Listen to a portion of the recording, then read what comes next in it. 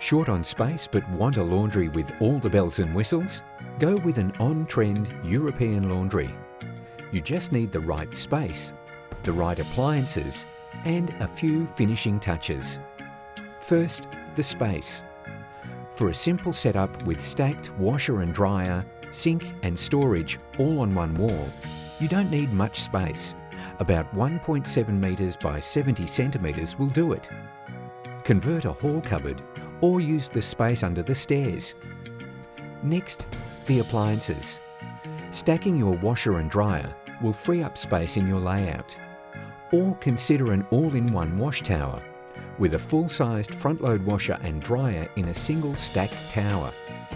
If space is really tight, a washer-dryer combo is your best bet. Everything you need in a single unit. Finally, the finishing touches.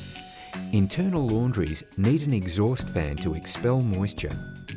Heat pump dryers are a great idea because they don't pump moisture in the air, so no worries about mould or mildew.